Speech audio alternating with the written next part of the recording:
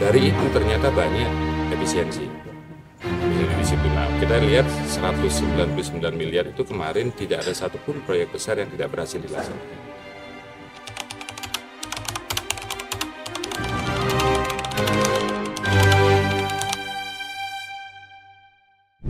Ya, baik. Kita bersyukur bahwa hari ini kita sudah bisa menyelesaikan pembahasan pertanggungjawaban APBD 2023, karena ini untuk dasar kita untuk membahas APBD 2025. Artinya semua tahapan-tahapan sudah kita lewati bersama. Poin-poin sebenarnya dimulai dari pandangan umum fraksi, kemudian laporan Badan Anggaran selaku pansus yang membahas, dan kemudian pendapat anggota fraksi sudah jelas terlihat bagaimana Dewan mengkritisi beberapa poin-poin kinerja yang terkait dengan laporan pertanggungjawaban keuangan. Tapi yang jelas kita bersyukur bahwa tahun ini, tahun 2023 itu tahun terbaik 10 tahun terakhir untuk angka silpa. Silpanya kecil, walaupun dalam tanda kutip sebenarnya belum sesuai ideal, karena kita berharap di angka 150 miliar, sekarang 199, masih ada 40 miliar sebenarnya. Kalau hitungan kita selaku Badan Anggaran, angka 100 sampai 150 miliar itu efisiensi dari penyelenggaraan program-program. Tapi kalau tidak ada silpa justru tidak bagus, ya. Tapi silpanya besar juga tidak bagus, sehingga kita harapkan ada keseimbangan di situ. Kita harapkan beberapa mulai 2020 sampai 21, 22, 23 kita selalu berteriak tentang silpa yang besar, bahkan terakhir memecahkan rekor pernah di angka 560 miliar silpa kita, sekarang sudah di angka 199, berarti sudah ada perbaikan.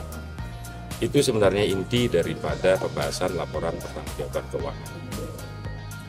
Tapi karena teman-teman ini banyak menerima aspirasi tentang pelayanan publik, tadi beberapa akhirnya pendapat akhir fraksi ngembang ke kinerja dan harapan-harapan. Karena kita harus sadar bahwa 45 orang dewan ini, 25 yang jadi lagi, 20 tidak, sehingga ada catatan-catatan penting terkait untuk pemerintah Kota Malang yang harus ditampung oleh pimpinan fraksi. Jadi semua sudah tersampaikan tadi, tinggal bagaimana pemerintah Kota Malang menindaklanjuti ini semua. Ya.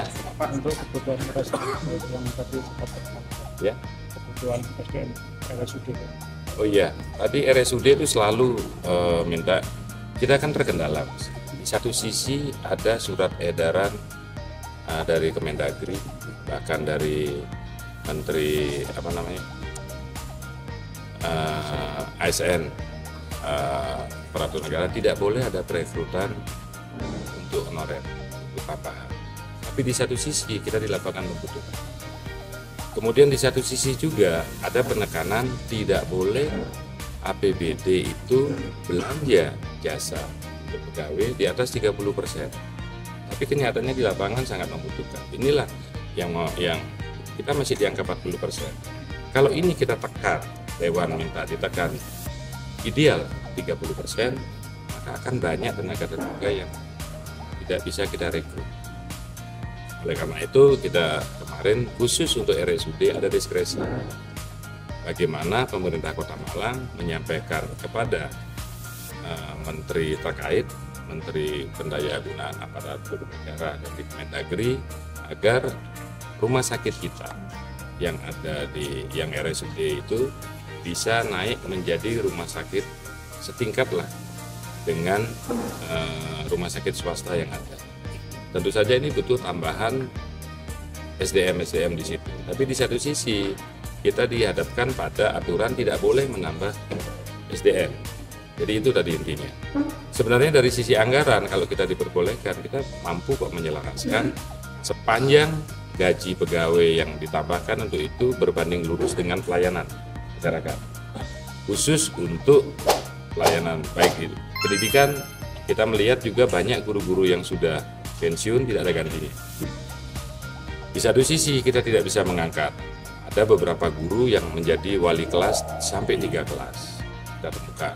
Kemudian di kesehatan. Dua faktor inilah sebenarnya bagaimana pendidikan dan kesehatan menjadi titik berat kita tadi dari sisi SDM. Nilai silpa yang rendah itu Pak, apakah tidak ada kaitannya juga dengan pelayanan publik yang selama ini dikerjakan?